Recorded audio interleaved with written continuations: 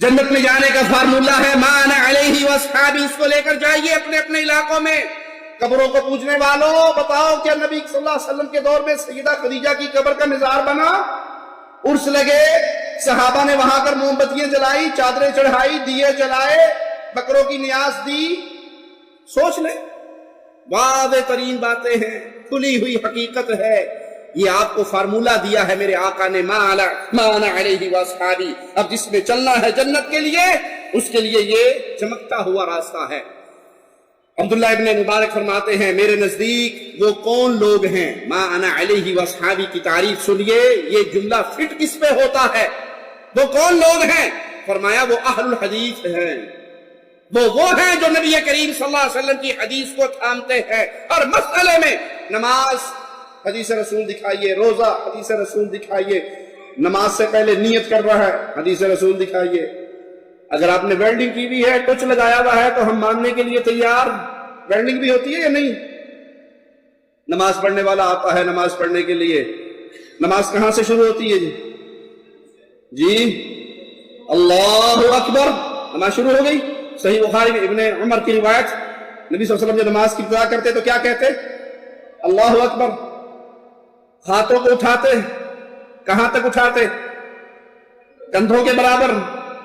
یہ نبی صلی اللہ علیہ وسلم کی حدیث سے ثابت ہے۔ نہیں جی آپ نہیں سمجھتے، نیت کے بغیر کوئی عمل نہیں ہوتا۔ جو نماز کے لیے آئیں تو ہاتھ اٹھائیں اور کہیں نیت کرتا ہوں نماز کی، نماز چاہے پیچھے امام کے منہ میں رکھانا کعبہ شریف کے پاس اللہ تعالیٰ کے وقت ظہر کا ہوتی ہے نہیں۔ پٹھان پشتوں میں کرتا ہے، پنجابی میں کرتا ہے، بنگالی بھائی بندو بھائی بنگالی میں کرتا ہے، اردو ہندی والا اپنی زبان میں کرتا ہے، اور پھر اس کے بعد نماز شروع ہوتی ہے۔ اگر رسول اللہ صلی اللہ علیہ وسلم نے یہ عمل کیا ہوتا تو کس زبان میں کیا ہوتا جی؟ عربی میں۔ اللہ کے نبی صلی اللہ علیہ وسلم کو تو پشتو نہیں آتی تھی نا، نہیں آتی تھی۔ کس زبان میں کرتے؟ عربی میں۔ تو جب اللہ کے نبی صلی اللہ علیہ وسلم عربی میں کرتے تو آپ اور میرے اور کائنات کے ہر انسان کے لیے لازم ہو جاتا کہ یہ نیت کے الفاظ کس زبان میں ہوں۔ جیسے فاتحہ پشتو میں ہو سکتی ہے نماز میں، اردو میں، تو پھر نیت کے الفاظ بھی اس زبان میں ہو سکتے۔ تو کسی بھائی نے سمجھانے کے لیے بڑا اچھا کیا، مسجد میں آئے اور تھوڑی سی بلند آواز سے نیت کی، کہا جی نیت کرتا ہوں نماز کی، نماز 4 فرض، پیچھے سے امام کے منہ میرا خانہ کعبہ کی طرف، وقت ظہر کا، فرض اللہ کے، دائیں طرف وہ سعودی ہے، بائیں طرف بنگالی ہے، آگے امام ہے، ابھی پچھلی صف میں کوئی نہیں آیا، اللہ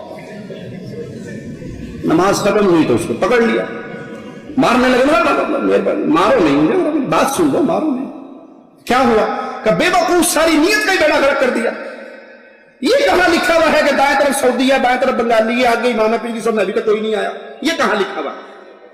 اس نے کہا بھائیو اصل میں آپ سمجھ نہیں سکے، جس کتاب میں جو اصل نیت تھی نا آپ والی لکھی ہوئی ہے، مثلا صفحہ نمبر 85 پہ لکھی ہوئی ہے، اللہ کی قسم 86 والی صفحے پر میں اپنی نیت نہ دکھاؤں تو جوتیوں سے مارنا، لیکن آپ یوں کرو امام صاحب کے پاس جا کے اپنی نیت لے آؤ، اس سے اگلے صفحے پر میں نہ نکال کے دکھاؤں، جو مرضی کر لینا۔ ساری جماعت اٹھ کے امام صاحب جی اس بے وقوف نے نیت خراب کر دیا، ہماری اتنا اضافہ کر دیا اس میں، تو جو ہماری اصل والی نیت ہے وہ کون سی کتاب میں ہے؟ کیا کیا ہے؟ کچھ نے بچ جاؤ، وہابی آیا تھوڑا ایمان خراب کر دے گا، نکل جاؤ، اس کی بات نہیں سننی، یہ وہابی ہے۔ کیوں؟ وہ صفحہ نمبر 85 پیدا ہی نہیں ہوا جس پہ یہ نیت لکھی ہوئی ہے۔ ما انا علیہ واصحابی، اس کو لے کے فٹ کرتے جاؤ۔ نماز ابتدا کہاں سے ہوگی؟ ابو بکر، عمر، عثمان، علی، طلحہ، زبیر، سعد، سعید رضوان اللہ علیہ اجمعین نے کہاں سے کی؟ اللہ اکبر سے۔ ہاتھ کہاں تک اٹھائے؟ کندھوں تک۔ وہ حیدرآبادی ایک بابا ہے انڈیا کا، وہ کہتے جی نہیں کچھ سنتیں حکمت والی ہوتی ہیں، آپ نہیں سمجھتے، کچھ سنتیں حکمت کی ہوتی ہیں۔ تو رفع الیدین بھی حکمت والی سنت تھی۔ اقامیہ کیسے حکمت والی تھی؟ کہا جی آپ کو کیا پتا، جب نماز شروع ہوتی اس وقت منافقین بتاں لے کے آتے تھے نماز میں، بت لے کے آتے تھے نماز میں، اور بت کو رکھتے تھے اپنے بغل کے نیچے، تو اس لیے رفع الیدین شروع ہوئی، اور جب وہ بت گرنا شروع ہو گئے تو رفع الیدین منسوخ ہو گئی۔ پہلی بات یہ ڈھکوسلا اس حیدرآبادی بابا جی کا کسی کتاب میں موجود، میں اللہ سے ڈر کے یہ بات کہتا ہوں، اللہ کے گھر میں کھڑے ہو کر کہتا ہوں یہ قصہ جھوٹ من گھڑت ہے جو اس پیر صاحب نے گھڑ لیا ہے۔ رسول اللہ صلی اللہ علیہ وسلم نے رفع یدین کیا تھا، یہ حدیث میں ہے، مگر یہ حکمت ہے۔ کیا ہے بولو؟ حکمت ہے۔ رسول اللہ صلی اللہ علیہ وسلم نے قاعدے میں بیٹھ کر سبابہ کیا تھا، ہم کو انکار نہیں ہے، حدیث میں موجود ہے، مگر یہ حکمت ہے۔ کیا ہے؟ ذرا زور سے بولو، حکمت ہے۔ پوائنٹ نوٹ کرو، نوجوانوں غور سے سنو، یہ حکمت ہے۔ آپ پوچھیں گے مولانا یہ کیسے حکمت ہے؟ تو دیکھو حضور کے زمانے میں کیا ہوا تھا، منافقین بھی نماز پڑھنے کو آتے تھے، کیونکہ ان لوگ نماز کا حکم آنے سے پہلے، معراج سے پہلے، معجزہ معراج سے پہلے انہوں اپنے آپ کو بولے تھے میں مسلمان ہوں، میں مومن ہوں، میں مسلمان ہوں، میں مومن ہوں، بول کے مسجدوں میں گھس گئے تھے، صحابہ کے بیچ میں گھس گئے تھے، رسول اللہ کی مسجد میں گھس گئے تھے۔ ان کو پکڑنے کے لیے پرٹیکولر کوئی قاعدہ اور قانون اس زمانے میں نہیں تھا، مگر صحابہ بھی جانتے تھے منافق ہے، رسول اللہ بھی جانتے تھے منافق ہے، مکاری کر رہا، مگر کوئی قاعدہ نہیں بنایا گیا تھا ان کو باہر نکالنے کے لیے۔ اپنی شرارت کے اظہار کے لیے اپنی بغلوں میں بتا رکھ کے آنے لگے۔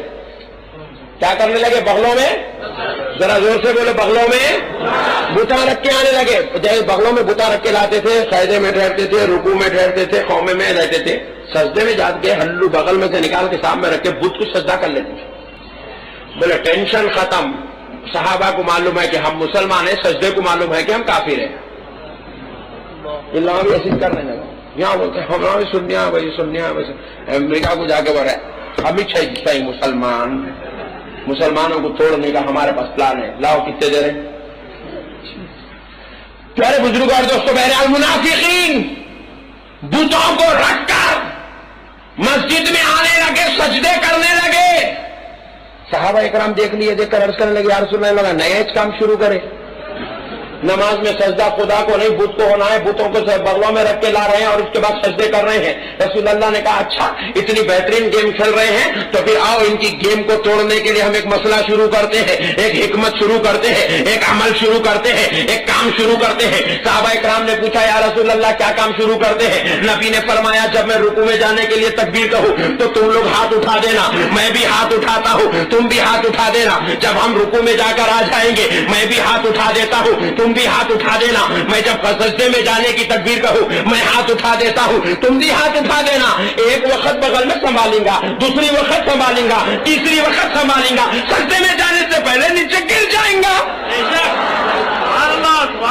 حکمت تھی، پوائنٹ نوٹ کرو، حدیث تو ضرور ہے مگر یہ حدیث حکمت ہے، یہ حدیث سنت نہیں ہے، یہ نبی کا ہمیشہ کا طریقہ نہیں ہے، یہ وقت تھا، یہ سچویشن تھا، یہ ماحول تھا، یہ کیٹیگری تھی، یہ منافقین کا پردہ فاش کرنا تھا۔